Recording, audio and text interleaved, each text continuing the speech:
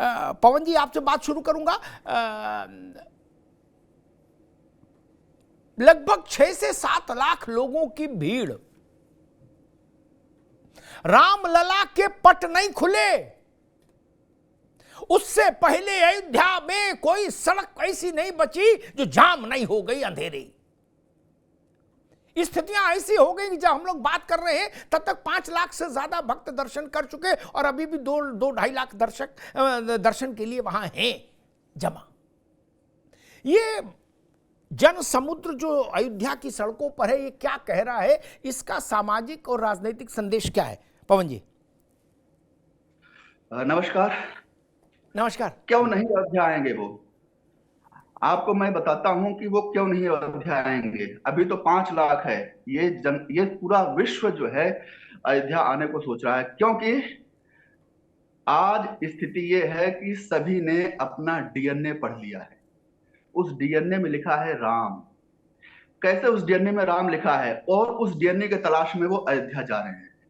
आप पूरब से शुरू करिए, आप इंडोनेशिया से शुरू करिए।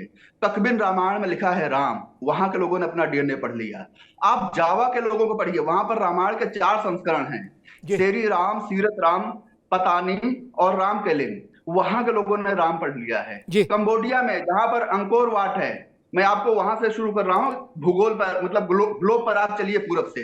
कंबोडिया में अंकोर वाट है, विष्णु जी का मंदिर है, वहां पर राम का रामायण चलती है, लोगों ने वहां पर पढ़ लिया है। थाईलैंड का राजा स्वयं अपने आप को राम का वंशज कहता है, वहां पर वहां के लोगों ने अपने डीएनए में राम पढ़ लिया है। आप वहां से थोड़ा ऊपर चलिए, तिब्बत में तिब्बती रामायण। आप तुर्किस्तान में चलिए, जहां पर खोतानी रामायण है। आप जो है कोरिया चलिए, कोरिया में 48 बीसी में हमारी राजकुमारी अयोध्या की वहां की बहू बनती है। आप जो है अमेरिका चलिए, होंडुरास एक क्षेत्र है जहां पर वानर राज की पूजा होती है। वो वानर राज कौन है? वो हनुमान जी है। वहां के लोगों ने अपने डीएनए में राम पढ़ लिया है। आप यूरोप चलिए, ब्रिटेन का जो शासनाध्यक्ष है वो जय श्री राम कहता है। तो पूरा विश्व धीरे धीरे राम में हो रहा है। कहा भी गया है कि रमन्त्रे सर्वत्र इति राम, जो हर जगह रमण करता है वो राम है। और विपक्ष को ये तथ्य जान लेना चाहिए कि आज स्थिति ये है कि बाबा तुलसी ने पहले ही कह दिया है कि कली में केवल नाम आधारा, सुमिर सुमिर नर उतरे ही तारा। पहली चीज ये है कि जो आइडेंटिटी है, जो पहचान है, हमारी पहचान क्या है? हमारी पहचान राम से है, पूरे भारतवर्ष की उत्तर से लेकर के पवन जी अभी रुकना होगा, मैं आता हूं दोबारा मैं आपके पास। रावत साहब, ये जो 22 तारीख को लोग आए वो न्योते से आए, ठीक, अलग अलग क्षेत्र में विशेषज्ञ थे इसलिए आए, उसके अपने पैमाने। लेकिन ये भारत का मन है जो अयोध्या की सड़क पर है। अब यही देश बनाता है, यही सरकार बनाता है। राव साहब जी, जो रामलला के दर्शन पाने के लिए छटपटा रहा है अयोध्या की सड़कों पर इस शीतलहरी में, वही देश चलाता है, वही देश बनाता है, वही सरकार बनाता है। क्या स्थिति परिस्थिति लग रही है? क्योंकि 90 से 100 दिन के भीतर देश में वोट पड़ जाएगा। रावत साहब, ये ऐसा अनुमान किसी को नहीं था कि पहला दिन कपाट नहीं खुलेगा और 7 लाख आदमी अयोध्या को चतुर्दिक घेर लेगा। ऐसा अनुमान किसी को नहीं था। जी अमिताभ जी, जब किसी चीज को बहुत ज्यादा दबाया जाता है तो विस्फोट होता है जी। और हमारी जो धार्मिक आजादी थी उसको किसी न किसी रूप में दबाया गया बहुत ज्यादा। और हम गली गली में तो राम राम बोलते ही थे, हम हर अभिवादन में राम राम बोलते थे, हमारे कण कण में राम राम था, लेकिन राम का मंदिर नहीं था। उस पर विवाद चल रहा था, मुकदमा चल रहा था, कोई मानता था, कोई नहीं मानता था, कोई कल्पना बोलता था, कोई काल्पनिक बोलता था। तो जितना भी जो आदमी के अंदर इनबिल्ट एक डीएनए जो होता है जो राम का था, वो तो कहीं ना कहीं उभर के आएगा। और वही उभर के आया। ये जो भीड़ आई है भक्तों की, ये जो हमारी भावना, धार्मिक भावना जो दबी हुई थी, उसको वो एकदम उभर के आ गई। और वो देखना चाहता था कि भव्य मंदिर बन चुका, जितना जल्दी हो सकता है हम सबसे पहले भगवान राम के दर्शन कर लें। और जब आदमी के अंदर बहुत ज्यादा खुशी होती है तो वो फिर तूफान नहीं देखता, आंधी नहीं देखता, ओले बारिश और सर्दी नहीं देखता, गर्मी नहीं देखता, वो भागता है।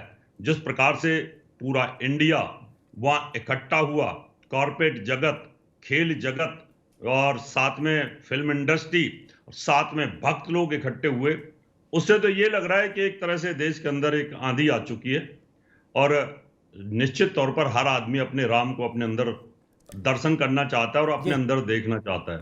तो मुझे लगता है उसी का ये परिणाम है और ये कहीं ना कहीं परिवर्तित वोटों में होगा, इसमें कोई दो राय नहीं है।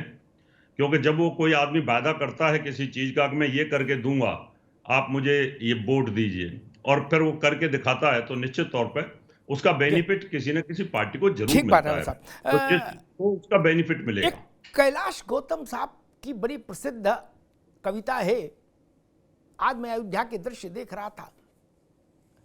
ये जहाज से आने वाले लोग नहीं हैं, ये इंडिया के लोग नहीं, ये भारत के लोग हैं। ये विशेष विमानों से आने वाले लोग थोड़े ना हैं, ये तो पांव पांव वाले हैं। कैलाश गौतम ने लिखा, कांधे पे बोरी कपारे पे बोरा, अमौसी का मेला अमौसी का मेला। ठीक, ये वो भारत है, इसी के वोट से सरकार बनेगी। प्राइवेट जेट से चलने वालों के वोट से सरकार नहीं बनेगी। जितने लोग हिंदुस्तान में प्राइवेट जेट से चलते हैं वो सब भी किसी एक को वोट दे दें तो भी ग्राम प्रधानी नहीं जीतती। सारे प्राइवेट जेट वाले मिलके एक को वोट दे दें, वो आदमी ग्राम प्रधान भी नहीं हो सकता। ये ननकू वोट देगा। कांधे पे बोरी कपीश जी, कपारे पे बोरा, अमौसा का मेला अमौसा का मेला।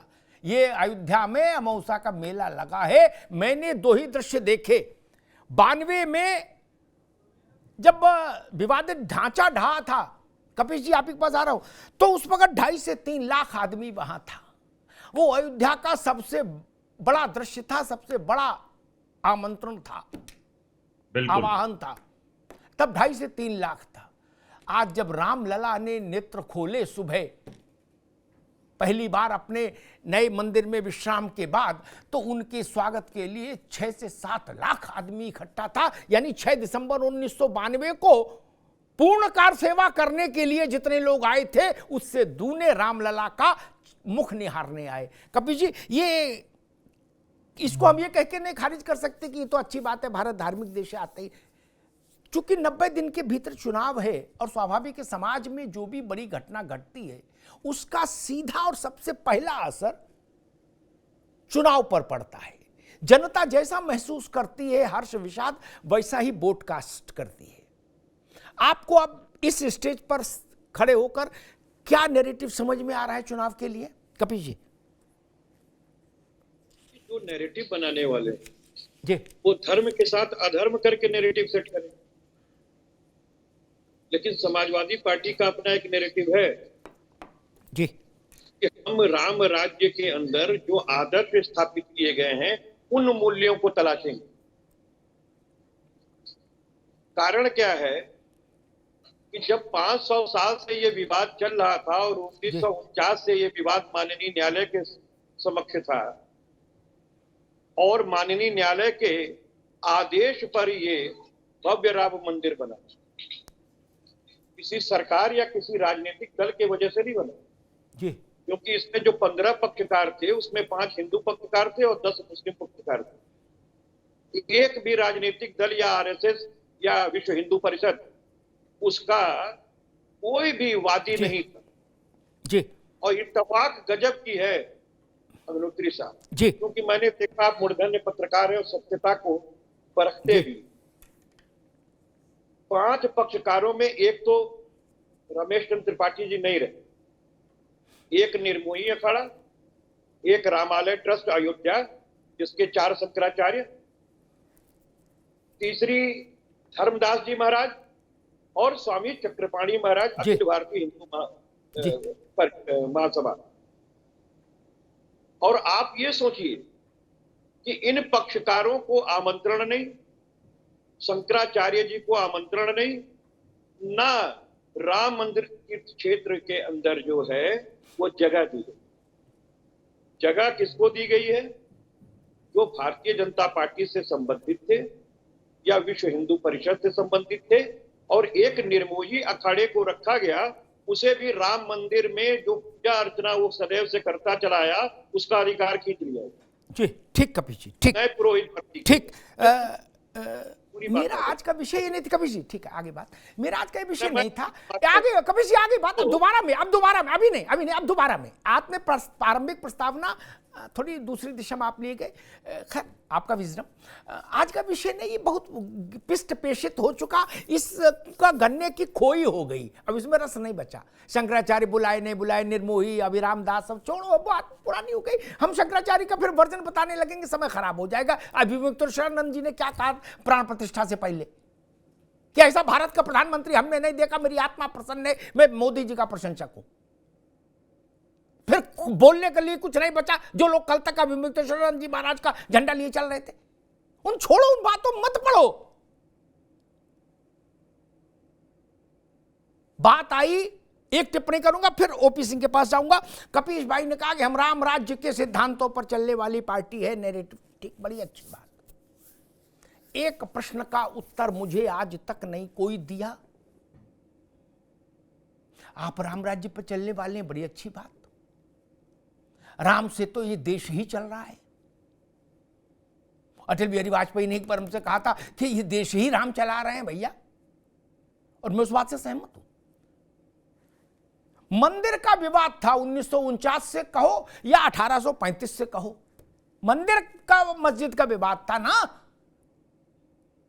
अस्पताल, स्कूल, यूनिवर्सिटी, मेडिकल कॉलेज 4 लेन, 6 लेन, 8 लेन, 16 लेन, 32 लेन बनाने में रोक थी?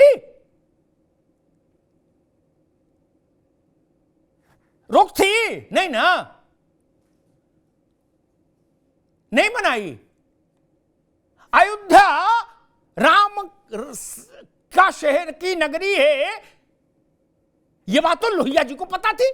तो ऐसा तो हो नहीं सकता कि फिर आज के समाजवादियों को ना पता हो क्या किया था अयोध्या के लिए। अयोध्या उत्तर प्रदेश में 2017 के बाद उसका थोड़ा सा उत्थान हुआ तो 48वें नंबर पर आई है 75 जिलों में, और उससे पहले तो 65वें नंबर पे थी। और राम राज्य का मजीरा सब बजाओगे, ये नहीं चलेगा ना मित्र। उसको समझा सकते हैं जो अयोध्या नहीं गया हो कभी।